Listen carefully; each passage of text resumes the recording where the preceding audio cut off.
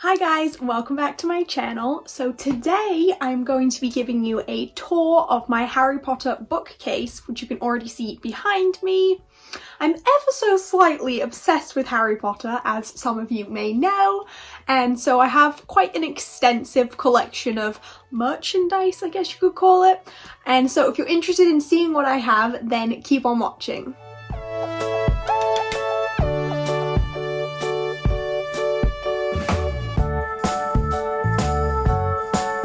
So I'm going to start by showing you what I keep on the very top of my bookcase. The biggest thing on this shelf, and also the only non-Harry Potter related item on the bookcase, is my record player, which sits just in the middle of the shelf. But moving on to the things you came to see, I keep a stack of various magical books on this shelf, including this copy of Quidditch Through the Ages. I also have Tales of Beedle the Bard, and the original Fantastic Beasts and Where to Find Them book, which I don't think you can actually get anymore. I love this book because it is supposed to belong to Harry, and it has little notes from Harry, Ron and Hermione written throughout. Then we have my copy of The Cursed Child play. This one is actually in Spanish. I do have it in English as well, but I left that copy in America. Next is the book made up of the script of the Crimes of Grindelwald film, followed by the Fantastic Beasts one as well. Behind that, I keep this butterbeer mug from Universal, and it is full of bits and pieces like these pens. So I have Ginny and Ron in their Quidditch outfits, and then I also have Harry and Voldemort's wand pens. I also have a random quill that I thought fit in quite well here, and these house-themed cocktail stirrers that I refuse to actually use. Behind the record player are some more books. So this is a Harry Potter cocktail book. This is a guidebook from the Warner Brothers studio tour in London. Then we have the Mina Lima guidebook. So Mina Lima are the duo who designed most of the sets and decor for the films, if you didn't already know that, and this is a guidebook to their London shop. And then we have another guidebook from a Harry Potter exhibition that I believe I went to somewhere in America, but it was a long time ago, so I don't remember that well. The final thing on this shelf is my boxed set of Harry Potter books. These are the copies that I just keep in the box and don't read. And that's the end of the top shelf, so now on to more exciting things.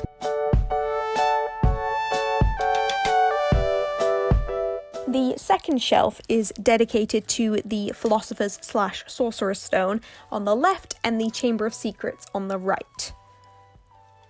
So the first thing that we have is Itty Bitty Quirrell. So I couldn't resist buying him, especially when I saw that you could take his turban off and then he looked like Voldemort. How cute is that? Then there's this empty chocolate coin wrapper from Platform 9 3/4 that I couldn't throw away, even though it's ridiculous. This is probably my favourite Funko Pop that I have. It's Hermione being sorted into Gryffindor, and it was a convention exclusive, I believe, in 2018. Then we have my empty chocolate frog container. It came with a Godric Gryffindor chocolate frog card, but that is now stuck to the back of my bookcase, along with most of my paper replicas, as I'm sure you can see in the background of a lot of these shots. Then we have a stack of books, which includes the American version of the first book, as well as the Scots version. I also have it in Spanish, but that's currently on loan to a friend. Then we also have the American Chamber of Secrets book, and La Cámara Secreta, the Spanish version. I then have this miniature sorting hat, which I must have had for about 10 years now. It has a strap to go under your chin if you actually want to wear it, but I tend to just use it for display purposes. Then there is this movie moment Funko Pop of Harry running through the barrier at Platform 9 3/4. I think this was also an exclusive, but this time to box lunch.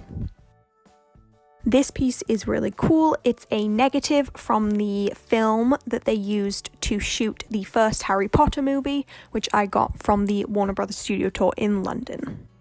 Moving on to the Chamber of Secrets part of the shelf, Here is my miniature Moaning Myrtle Funko Pop from one of the advent calendars, which is so cute.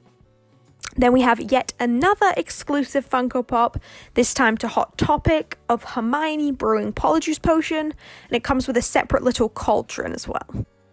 Then we have the newest addition to my shelves. This is a crocheted mandrake that my mum had my aunt make for me for my birthday this year, and we put brown tissue paper in a little pot to make it look like dirt. And another exclusive Funko Pop, this time of Gilderoy Lockhart. This is from Barnes & Noble, and he has blue robes instead of brown robes, which he has on the non-exclusive version. Here is my Harry Funko Pop from when he is in the hospital wing after being attacked by a bludger. Can you tell I'm obsessed with Funko Pops yet? Then we have my Howler replica, which my mum got me for my 18th birthday. It actually used to speak, so she recorded a message into it, but it's since broken. And I actually bought another one of these for my friend, which also broke, so I think they're a little bit sensitive. And finally, we have this pop-up card of the flying car stuck in the Whomping Willow. These cards are so cool, so I have a few of them. And it says, however you get there, just remember... mind that tree. And that's it for the second shelf, so on to the next.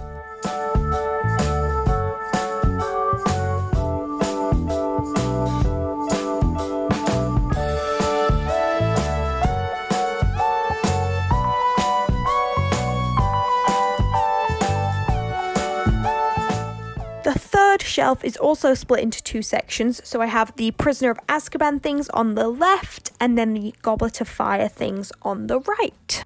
This is a cardboard cutout of Hagrid's hut, which came in with the first Funko advent calendar, and I thought it was a cute decoration to keep. I also like to keep my mini Hedwig Funko Pop sitting on top of the roof. The calendar also came with a cutout Whomping Willow, so I kept that as well. Then we have my itty bitty Harry in his school robes, which I love. And another pop-up card, this time of the night bus. This one says, fasten your seatbelts. It's gonna be a bumpy ride. And you can see the shrunken head hanging in the front of the bus, so it's very detailed. Then under all of that, I keep my replica Marauders map from Noble Collection. It's very detailed and has lots of different flaps to look at, but it's quite difficult to show on camera, but it is amazing. Then I have the wand that I got from Ollivanders in Universal when I was selected to do the experience there, but it does look remarkably like George Weasley's wand. In the middle of the shelf, I keep another stack of books. So we've got Prisoner of Azkaban, El Prisionero de Azkaban, Goblet of Fire with matching bookmark inside, El Cáliz de Fuego, and La Orden del Fénix. Moving on to the Goblet of Fire inspired items, I have this badge that says this is a portkey, which is just a little fun item. Then I have a little Yule ball set up with the miniature advent calendar Funko Pops, including these of the Patel twins. And then I have Cedric and Cho. Then I have Madame Maxime and Hagrid, Fleur and Crumb, and Ginny as well. And then I have the full-size Yule ball Funko Pops of the trio.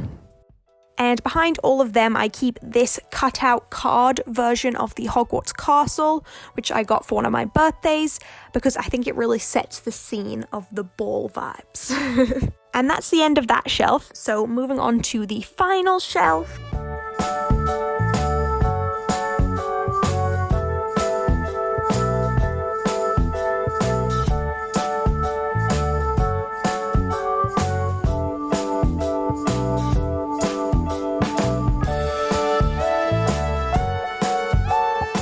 This last shelf is basically all Half-Blood Prince related, with Quidditch on one side and then potions on the other. Here is a prefect badge from Universal, which is obviously more Order of the Phoenix, but still. Then we have Funko Pop Ginny flying on her broom, along with the matching Ron.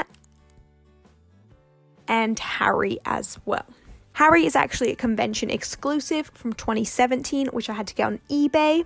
And all of these 3 come with clear stands to give the illusion that they are flying. Then we have my third and final pop-up card, this time of a snitch. It says, if I'm a keeper, then you're a catch.